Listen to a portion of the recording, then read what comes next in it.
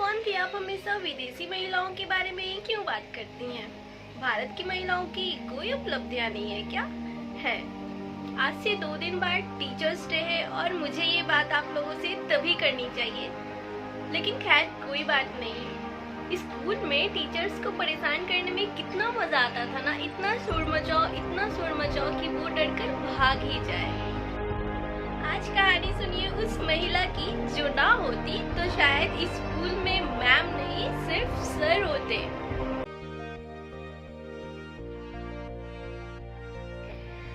हम नौकरी क्यों करते हैं? पैसा कमाने के लिए, रुतबे के लिए, या फिर इसलिए कि घर से बाहर निकलने को मिलेगा। हर किसी की वजह अलग हो सकती है, लेकिन इस हम को अगर हम औरतों और मर्दों में बांट दो तो शायद वजह थोड़ी साफ हो जाएगी। पैसा कमाना, घर चलाना ये मर्दों का काम होता है, और जब औरत काम करने को निकलती है तो कुछ ऐसी बात सुनने को मिलती है, अरे तुम्हें घर थोड़ी चलाना है, तुम्हें तो घर संभालना है, इसीलिए घर पर ही रहो। अच्छा चलो कुछ पार्ट टाइम सा ही कर लो, तुम्हारा मन भी लगा रहेगा। सबसे अच्छा ये रहेगा कि टीचर बन जाओ। दोपहर में बच्चों को साथ साथ घर भी आया जाया करोगी और गर्मियों की छुट्टियां भी मिल जाया करेंगी। कभी सोचा है आपने कि औरतें टीचर और आदमी मैनेजर ही क्यों होते हैं? एक औरत जिस तरह से अपने घर को, परिवार को, अपने बच्चे को मैनेज करती है, उसके बाद उससे अच्छा मैनेजर कोई हो सकता है क्या? लेकिन दफ्तर में महिला को मैनेजर की पोस्ट मिलना कितना मुश्किल होता है। यकीन मानिए एक जमाने में टीचर बनना भी काफी ज्यादा मुश्किल था। आज की कहानी है उस बहादुर महिला की जिसके कारण भारत में औरतें टीचर बन सकी। ये कहानी है देश की पहली महिला सावित्रीबाई फुले की। सावित्रीबाई का जन्म 3 जनवरी 1831 को महाराष्ट्र के नई गांव में हुआ था। उनका परिवार माली समुदाय से नाता रखता था। आर्थिक रूप से परिवार की हालत अच्छी थी, लेकिन समाज में उन्हें पिछड़ी जाति का दर्जा प्राप्त था। ये वो वक्त था जब भारत पर अंग्रेजों का राज था, और खासकर महाराष्ट्र में पॉवर्टी से पहले ही लड़की की शादी करा दी जाती थी, यानी पीरियड शुरू हो सके उससे पहले ही लड़की ब्याह दी जाती थी। पढ़ाई लिखाई से उन्हें दूर रखा जाता था। वैसे भी देश में अभी एजुकेशन सिस्टम तैयार नहीं हुआ था। कुछ मिशनरी स्कूल थे जहां अंग्रेजों के बच्चे पढ़ा करते थे, और भारतीय लोगों में सिर्फ ब्राह्मणों के लिए ही शिक्षा का अधिकार था।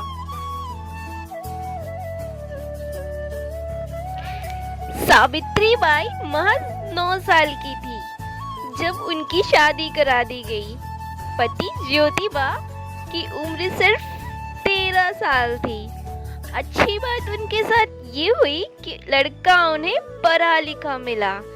ज्योतिबा हिंदू ग्रंथ पढ़ा करते थे, और पढ़ने के बाद उन्हें ये समझ आता कि ये सभी बराबर है, ऊंच नीच, जात पात सब बकवास है, और ये बात दूसरों को तब ही समझाई जा सकती थी अगर वो भी पढ़ना लिखना जानते हो। लेकिन पढ़ाई तो तब तक ऊंची जात वालों के लिए ही आरक्षित थी।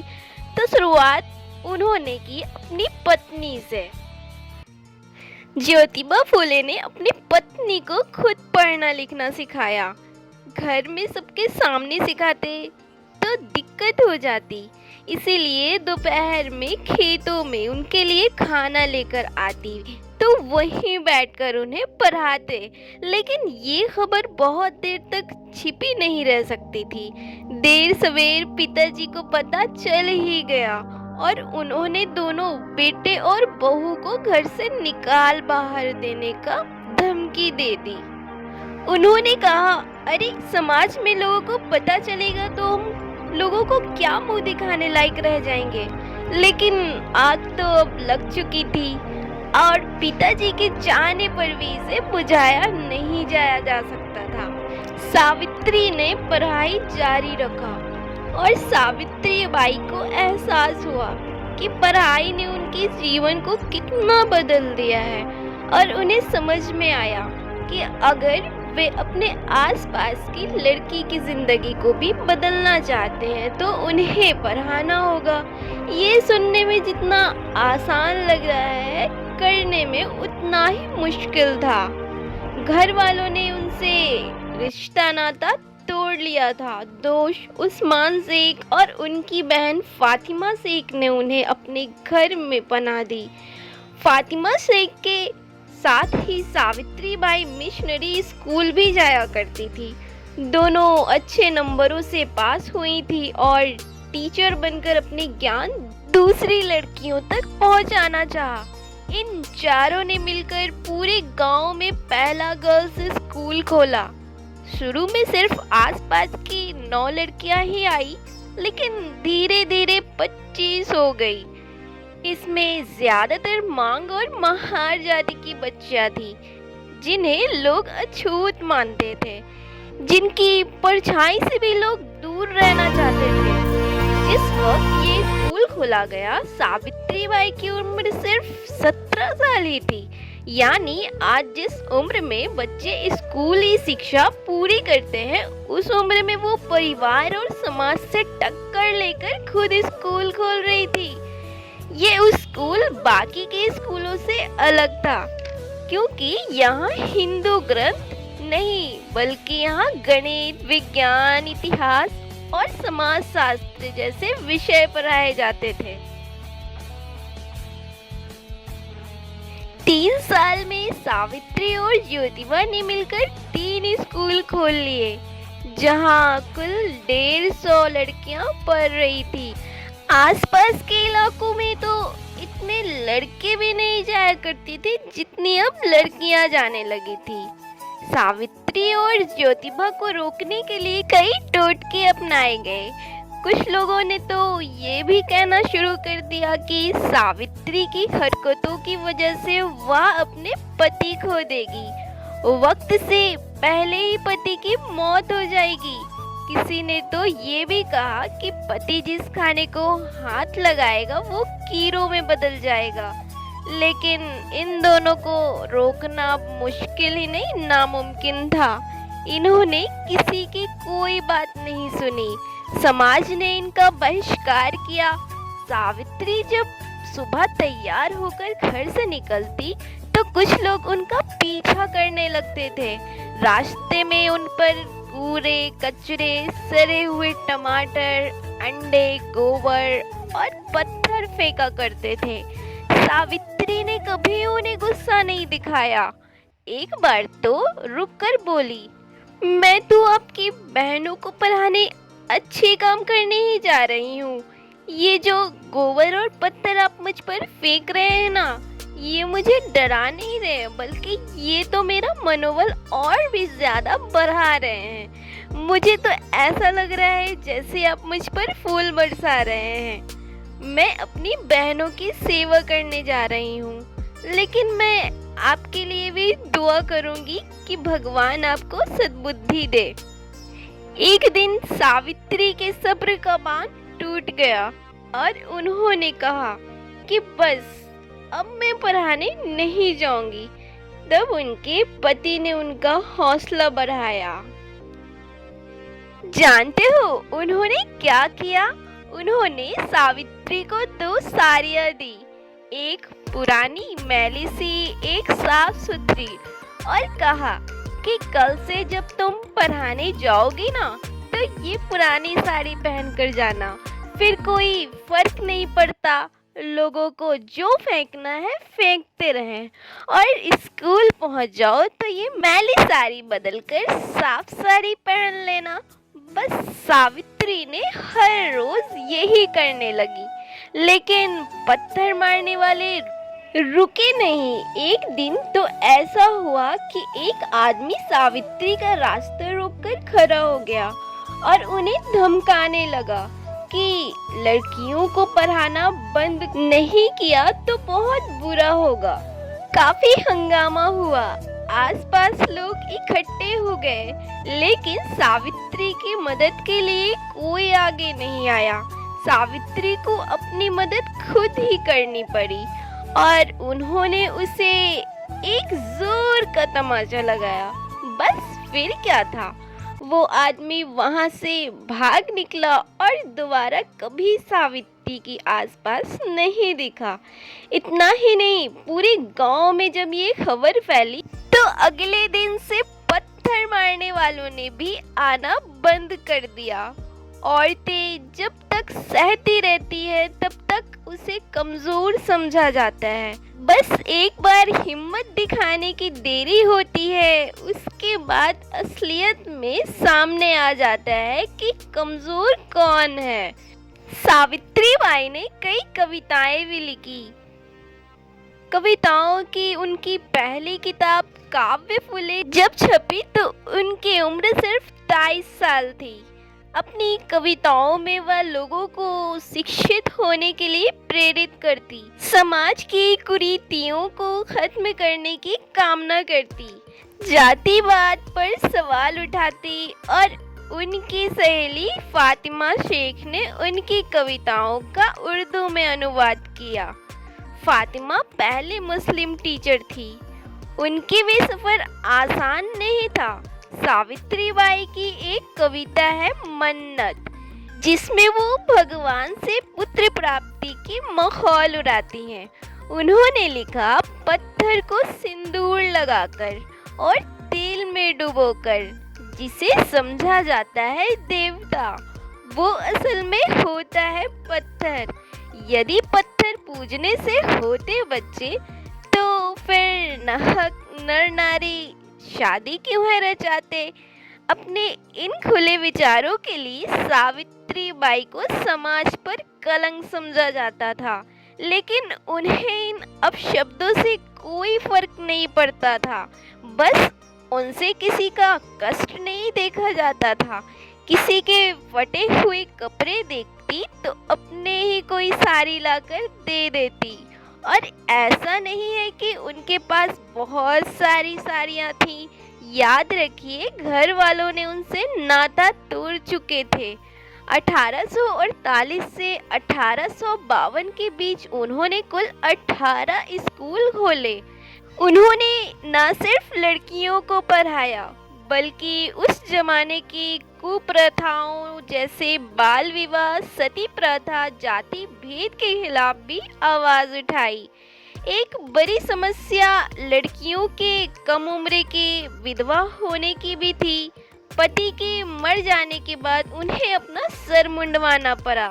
समाज से कटकर अकेले जीना पड़ता था और समाज का दोगलापन ऐसा था कि एक तरफ उनसे ब्रह्मचार्य की उम्मीद की जाती थी और दूसरी तरफ उन्हीं का यौन शोषण भी होता था। ऐसे में कई लड़कियां गर्भवती भी हो जाती थी और समाज के डर से आत्महत्या कर लेती थी।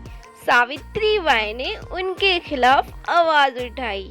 उन्होंने अपने घर को ऐसी बच्चियों के लिए आश्रम में बदल दिया। उन्होंने बाल हत्या प्रतिबंधक गृह की स्थापना की, जहां बलात्कार पीड़ित लड़कियों और युवा विधवा सुरक्षित रूप से अपने बच्चे को जन्म दे सकती थी। यही उन्होंने एक ब्राह्मण बच्चे को गोद भी लिया। बड़ा होकर उनका ये बेटा डॉक्टर बना। सावित्री बाई खुद कभी मां नहीं बनी। ऐसे में ज्योतिबा पर दूसरी शादी करने का दबाव भी डाला गया, लेकिन उन्होंने लोगों को ये कहकर चुप करा दिया कि खोट इन्हीं में हो। इसके बाद इन दोनों ने बच्चा गोद लेने का फैसला लिया। परिवार वालों को इस बगावत को समझना मुश्किल था। सावित्री बाई तो आसपास के नाइयों से भी जाकर लड़ जाती कि सिर मुंडवाने की प्रथा को खत्म कर सके। इतना ही नहीं, इन्होंने अपने घर में एक कुआं भी खुदवाया था ताकि अछूत कहे जाने वाले लोग भी वहां से पानी भर सके। दोनों पति पत्नी ने मिलकर विधवाओं की दोबारा शादी करा दी और उन्हें समाज में जगह दिलवाने की दिशा में भी बहुत काम किया। इसके बाद यशवंत ने दूसरी जाति की लड़की से शादी की। ब्रिटिश काल के भारत में ये पहली इंटरकास्ट मैरिज थी। जिस समाज में माता पिता बच्चों से बिना पूछे शादी करा देते थे, वहाँ प्रेम विवाह के बारे में तो कोई सोच भी नहीं सकता था, और वो भी अपनी जाति से बाहर जाकर। 1890 में जब ज्योतिबा फूले का देहांत हुआ, तब सावित्री बाई ने ही उनकी चिता को आग दी। आज भी महिलाओं को अंतिम संस्कार में हिस्सा लेने की अनुमति नहीं होती है। वहीं सावित्री बाई ने ऐसा कर महिलाओं के लिए एक मिसाल पेश की थी। ज्योतिबा के मरने के बाद सावित्री बाई ने समाज बदलने का काम जारी रखा।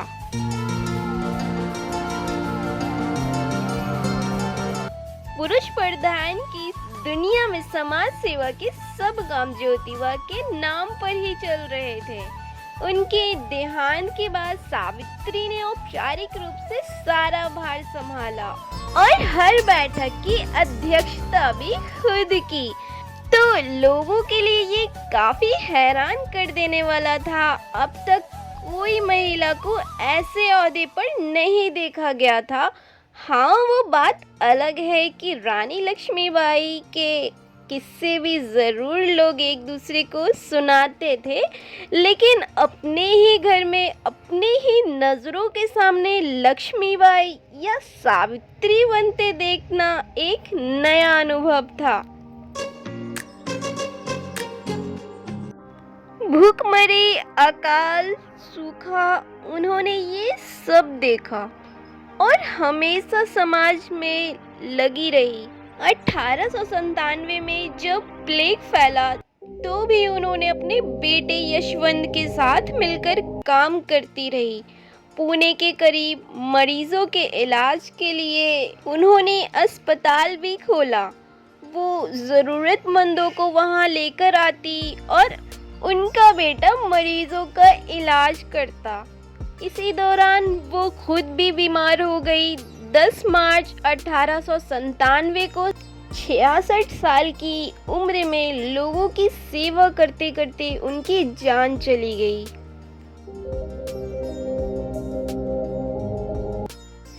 सावित्री बाई की कोशिश का ही नतीजा है कि आज हम लड़कियां स्कूल जा सकते हैं। क्लास में एक दूसरे के साथ बैठकर आज बच्चे ये नहीं सोचते कि मेरा दोस्त किस जात का है। टीचर को ब्लैक बोर्ड पर लिखता देख उनके मन में ये नहीं आता कि औरतें यहाँ क्या कर रही है। और इन सब के लिए हम सावित्री बाई फूले के शुक्रगुजार हैं। अगर वो ना होती तो ये बदलाव ना होता। आज हमें ये कितना नॉर्मल लगता है ना। लोग कितनी आसानी से कहते हैं कि टीचर बनना तो औरतों का ही काम है।